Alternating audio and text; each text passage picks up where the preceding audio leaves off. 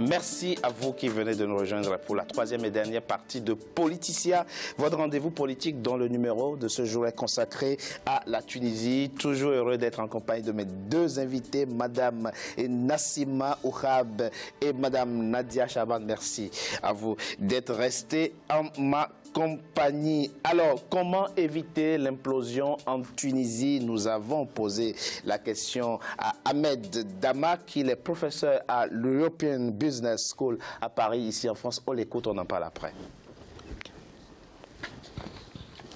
Il est nécessaire et urgent de redonner de l'espoir aux gens. Leur redonner de l'espoir avec des perspectives, avec des solutions économiques claires, audacieuses, innovantes. En fait, ce qu'il en faut, c'est finir avec les demi-mesures, en finir avec le rafistolage. On parle beaucoup de la loi de finances actuelle tunisienne. Finalement, ces dispositifs sont beaucoup plus du rafistolage et des solutions qui ne changent pas réellement en profondeur la situation économique du pays et ne sont pas à même de redonner de l'espoir aux gens. Et donc, plus globalement, ce dont on a besoin en Tunisie aujourd'hui, c'est un nouveau consensus, un nouveau national, nouveau contrat social et économique fort autour de ce qu'il faut faire justement pour relancer le pays. Et le problème, c'est que le gouvernement actuel, malheureusement, est affaibli et surtout est victime des tiraillements politiques à l'intérieur et entre les partis qui se sont coalisés pour le former.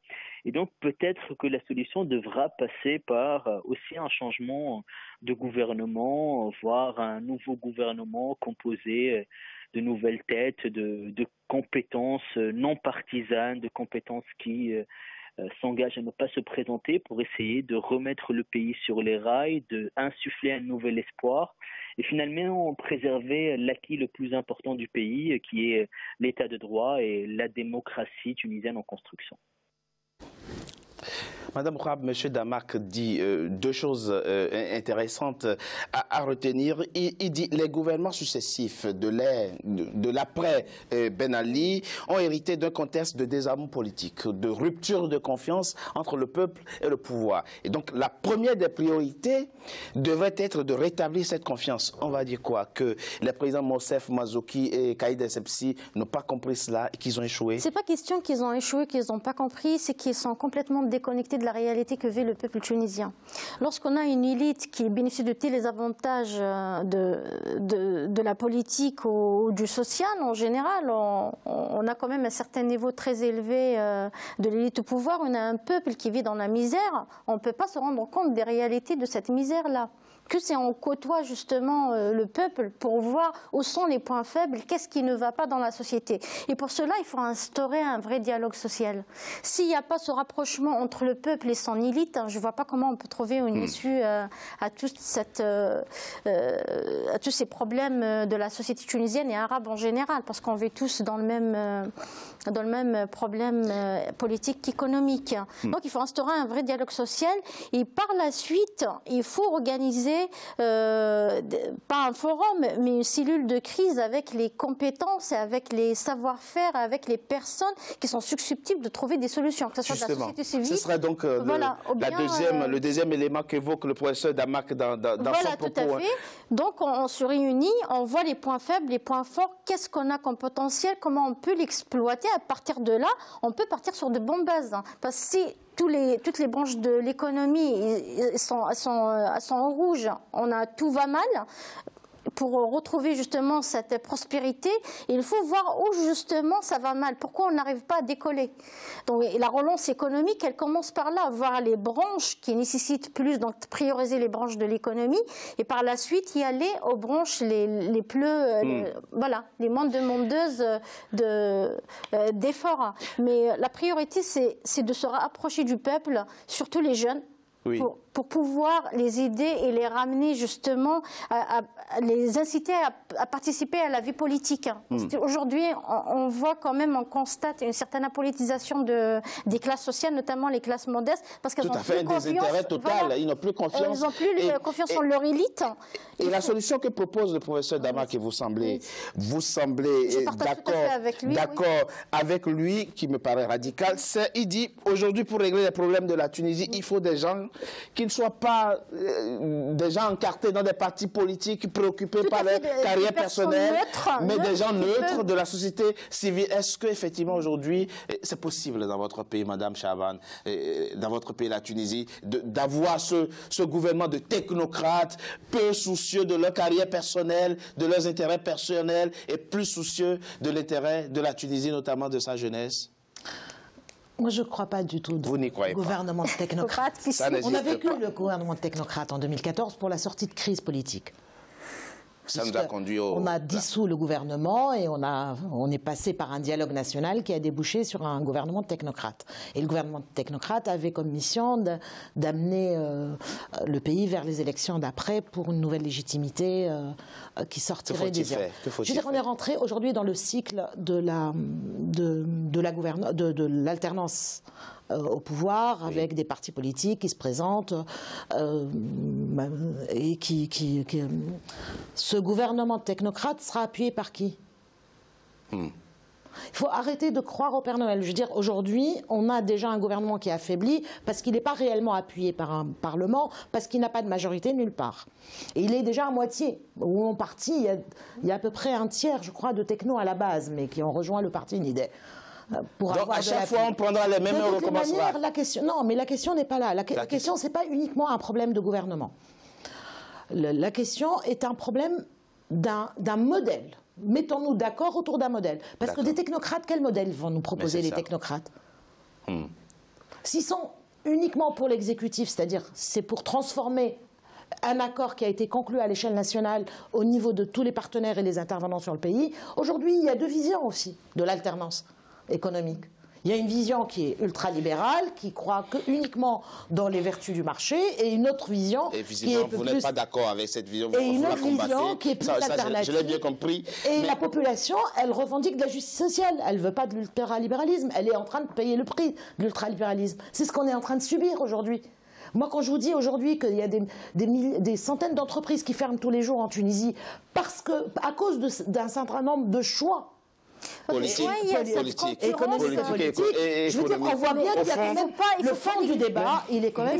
Madame Bourab, est-ce qu'on doit fermer effectivement les yeux aussi sur cette réalité que les problèmes découlent aussi du choix du modèle politique? Non, on ne doit pas fermer les yeux. Au contraire, il faut essayer de remédier aux faiblesses du modèle économique justement adopté. Là, aujourd'hui, si on voit par exemple le rapport de 2017 sur la pression fiscale, la Tunisie, elle est à 60%. Oui. C'est le taux le plus élevé dans la région, contre une moyenne mondiale de 40% et régionale de 47%. Donc si on voit, c'est en quelque sorte un rejet des investissements. Quand vous dites que les sociétés, les entreprises nationales tunisiennes sont fermées, c'est normal, on est en 2018, aujourd'hui la mondialisation elle est partout, et c'est un fait. Mais est-ce que c'est normal? Non, excusez-moi. Il faut trouver le juste milieu. Non, excusez-moi. Quand vous avez des entreprises, quand vous avez un secteur, vous avez également un marché local. C'est ça. Et vous ciblez quand même vos choix par rapport aussi à la satisfaction de votre marché local et essayez de protéger les entreprises par rapport à un marché local. Je veux dire, les États-Unis, c'est le pays qui protège le plus ses entreprises et personne ne dit c'est un pays voyou et qui en dehors du jeu. Il est protectionniste au niveau de ses choix. Absolument. Pourquoi voulez-vous que la Tunisie se retrouve complètement enchaînée aujourd'hui? On s'est trouvé, nous, avec des déficits qui étaient dus à de l'importation. Parce que l'argent public est mal géré, tout simplement. Non. Il y a un problème de répartition aussi. Il n'y a pas que le problème de gouvernance. Ça, on le sait. Il y a une partie qui exploite les ressources et une autre partie qui ont subi les conséquences. Mais c'est tout à fait normal. Je vous donne un exemple. Dans les années 80, il y avait, sur l'Algérie qui a suivi d'ailleurs le modèle soviétique des industries industrialisantes. C'est ce qu'elle essaye d'ailleurs de faire très récemment, de bloquer toutes les importations et on veut produire local. Pour justement consommer local. Dans les années 80, elle a suivi ce modèle, elle a dit bon, on arrête tout, on produit localement, on vend. Le taux de l'inflation a gonflé. on n'arrive pas à joindre les deux bouts. Parce que pourquoi quand on importe une marchandise, elle est moins chère que celle produite localement. Donc les citoyens, ils peuvent vivre mieux, ils peuvent se permettre des produits importés, alors que les produits locaux coûtent 2-3 fois plus cher. Moi personnellement, quand on me propose un produit local, un produit importé par rapport à mon portefeuille, même si la qualité n'est pas la même. Enfin, la qualité, quand même, on peut jouer sur ça. On ne parle pas du modèle chinois, de la production chinoise ou autre. Aujourd'hui, le marché international est très vaste. On a on a l'Inde, on a le Taïwan, on a beaucoup de pays d'Asie et d'Afrique qui produisent des produits de bonne qualité à des prix abordables. Donc cette expérience-là, on l'a vécue en Algérie et ça n'a pas donné les résultats escomptés. Et on a des preuves à l'appui, on a des rapports qui ont été faits. Et c'est pour ça, c'est un système qu'elle a abandonné au bout d'un certain moment, parce qu'elle a vu que ça ne marche pas. Aujourd'hui, on revient à quelques sources de ce système. On veut justement bloquer toutes les importations et se baser sur la production locale, mais ça a produit les mêmes effets. L'inflation, Madame Oukhab, c'est très intéressant, la problématique de la mondialisation, de la globalisation. On ne peut pas comme ça dire que tout va bien et qu'il faut s'ouvrir, y compris quand il s'agit notamment de détruire ses propres forces productrices internes. C'est pour ça que je reviens à ce que j'avais dit au début.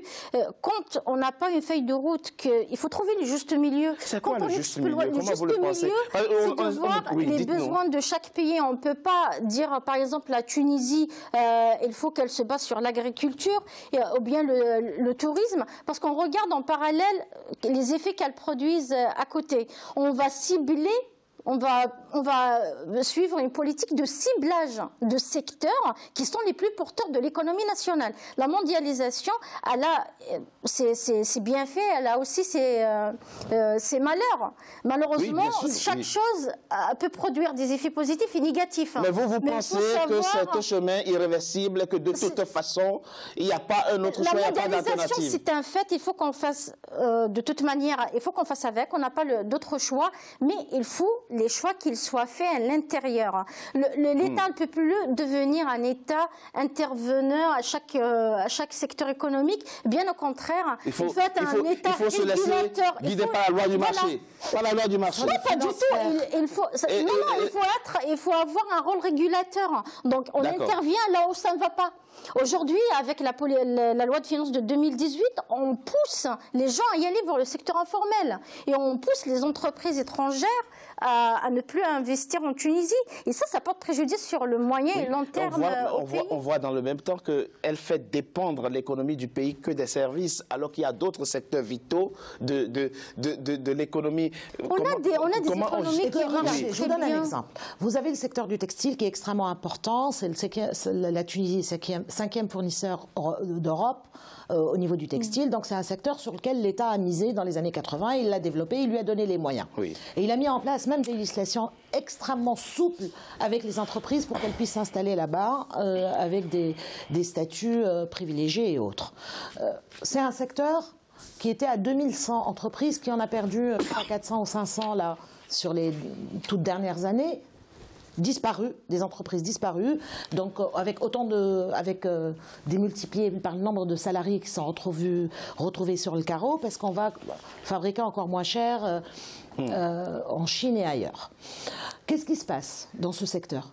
10% de la marchandise est pour le marché local. C'est-à-dire que le marché local est obligé d'importer.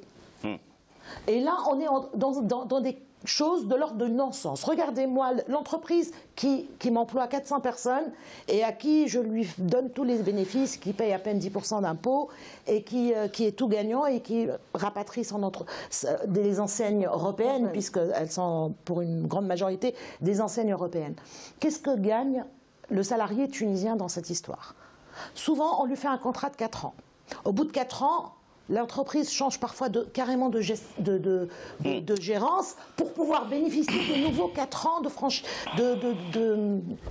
des avantages fiscaux, si vous voulez. C'est cela. Et il reste précaire toute sa vie. Et vous avez des gens qui travaillent 15 ans. Son rôle correctement de régulateur. Dans l'ère Ben Ali, c'était l'ouverture à partir de 95 à l'économie mondiale. Donc c'était l'affolement. L'État est intervenu, il a régulé. Il a régulé en fonction des intérêts de l'élite au pouvoir. Donc il faut faire une différence entre l'intérêt national et l'intérêt des personnes qui sont au pouvoir. Moi, ce que je dis, on a deux choses différentes. Aussi, il y avait du marché local à conquérir, il y avait de l'investissement à faire et à protéger. Que si aujourd'hui le Carrefour ou le Auchan qui ouvre en Tunisie, on l'oblige à vendre 30% de textiles tunisiens et pas autrement, c'est aussi en impliquant des choses volontaires qu'on modifie aussi le paysage. Merci. On ne peut pas être exclusivement dans de la réponse qui correspond à une logique qui n'est pas dans l'intérêt du pays lui-même. Et on a encore de la marge. Merci Madame Nadia Chaban. On l'aura compris, la crise tunisienne n'est pas que sociale et politique, c'est aussi la crise de modèle de développement, c'est la crise de modèle économique. Alors, on espère effectivement que les gouvernements à venir prennent conscience de la nécessité effectivement d'apporter les solutions justes aux problèmes des Tunisiens. Madame Nadia Chaban, ancienne constituante, merci à vous d'avoir participé à cette discussion sur votre pays, la Tunisie, auteur de chronique d'une constituante 2011-2014 à paraître le 26 janvier 2018, publié aux éditions Déméter. En tout cas, merci à vous, Madame Nassima Oukhab, on l'a vu, spécialiste donc des transitions politiques et économiques dans le monde arabe et musulman, docteur en sciences politiques. Vous enseignez l'économie politique à l'université de Nanterre en France. Merci à vous. Mesdames et messieurs de Politicia, votre rendez-vous politique, je vous remercie d'avoir été nombreux à suivre. Restez fidèles au programme d'Africa 24. À très bientôt pour un nouveau numéro de Politicia.